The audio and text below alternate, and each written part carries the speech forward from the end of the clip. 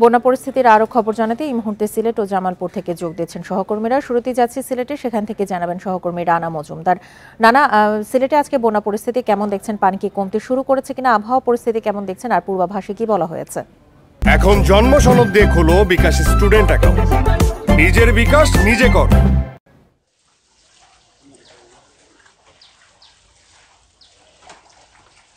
দেখুন, প্রথমেই একটি তথ্য জানাই, সেটি হলো সিলেট আবহাওয়া অফিস যে তথ্যটি আমাদেরকে দিয়েছে। গতকাল সকাল 6টা থেকে সন্ধ্যা 6টা পর্যন্ত সিলেটে কিন্তু মাত্র 25 মিলিমিটার বৃষ্টিপাত রেকর্ড করা হয়েছে এবং বৃষ্টিপাতের পরিমাণ কম থাকায়, পাশাপাশি উজান থেকে নেমে আসা পাহাড়ি ঢলের পরিমাণ কম থাকায় কিন্তু সিলেটের যে বন্যা পরিস্থিতি সেটি অনেকটাই কিন্তু এখন স্থিতিশীল অবস্থায় রয়েছে। এরপরও সিলেট জেলা প্রশাসনের কাছ থেকে আমরা যে তথ্যটি পেয়েছি সেটি হলো যে এখন পর্যন্ত কিন্তু সিলেটের 13টি উপজেলায় কিন্তু এখন পর্যন্ত প্রায় 6.5 লাখেরও বেশি মানুষ কিন্তু পানিবন্দী অবস্থায় রয়েছেন।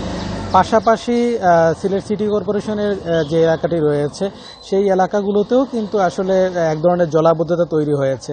তবে এখানকার যারা বাসিন্দারা রয়েছেন, নগরীর যারা বাসিন্দারা রয়েছেন, তারা যে বিষয়টি বলছেন এটি কিন্তু বন্যার কারণে এ ধরনের জলাবদ্ধতা তৈরি হচ্ছে না, এটি মূলত আসলে দুর্বল ড্রেনেজ সিস্টেম, পাশাপাশি অপরিকল্পিত উন্নয়নের কারণেই কিন্তু আসলে নগরবাসীরা এভাবে জলাবদ্ধ হয়ে পড়ছেন বলে তারা আমাদেরকে অভিযোগ জানিয়েছেন।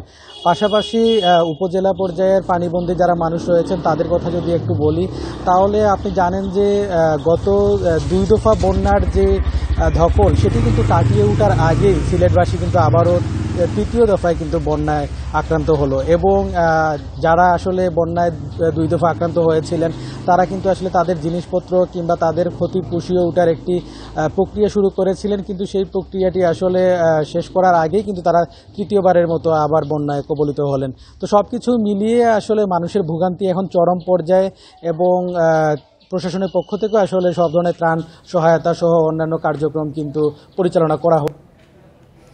রানা, আপনি আমাদের সঙ্গে থাকুন। এবার আমরা যাচ্ছি জামালপুরে, সেখান থেকে যোগ দিচ্ছেন আমাদের সহকর্মী সাইমুম সাব্বির শোভন।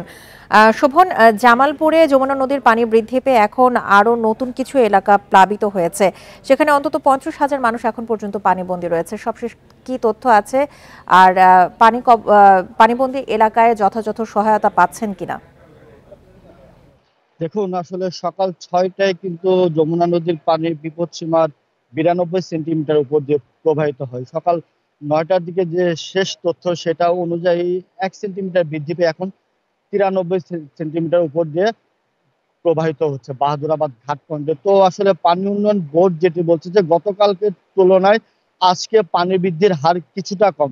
তো পানি আরো 2 দিন বাড়বে। তো এভাবে যদি পানি বৃদ্ধি হতে থাকে তাহলে 120 থেকে 140 সেন্টিমিটার পর্যন্ত বিপদসীমা অতিক্রম করতে পারে। জেলা প্রশাসনের তথ্য অনুযায়ী জামালপুর জেলার ইসলামপুর উপজেলায় 8টি ইউনিয়ন, দেওয়ানগঞ্জ উপজেলায় 8টি ইউনিয়ন এবং মাদারগঞ্জ উপজেলায় 2টি ইউনিয়ন, মোট 18টি ইউনিয়ন কিন্তু এখন বন্যার পানিতে তলিয়ে গেছে। সেখানকার 7,000 পরিবারের প্রায় 35,000 মানুষ কিন্তু পানিবন্দী আছে। তো স্থানীয়রা যেটি বলছেন যে এত কম সময়ের মধ্যে এত দ্রুত পানি বৃদ্ধি তারা কখনো দেখেনি। তো স্থানীয়দের যে সমস্যাটি হয়েছে সেটি হচ্ছে যে দ্রুত পানি লোকালয়ে প্রবেশ করায় আসলে তারা তাদের যে প্রয়োজনীয় আসবাবপত্র, জিনিসপত্র, তারপর বস্ত্র সহ এসব না আনতে পারায় কোনো মতে গবাদি পশু নিয়ে তারা উঁচু জায়গায় স্থান নিয়েছেন। তো আমার কাছে জেলা প্রশাসকের সাথে আজকে আমার কথা হয়েছে, তারা যেটি বলছেন যে 7 উপজেলার জন্য 300 মেট্রিক টন চাল এবং 3,400 প্যাকেট শুকনো খাবার বরাদ্দ করা হয়েছে। তারা আসলে পুরো জেলার তথ্য নিয়ে, যেহেতু মাত্র 3 উপজেলা আসলে বন্যা কবলিত, তাহলে 3 উপজেলায় যারা ত্রাণ পাওয়ার যোগ্য তাদের মাঝে এসব ত্রাণ বিতরণ করবেন।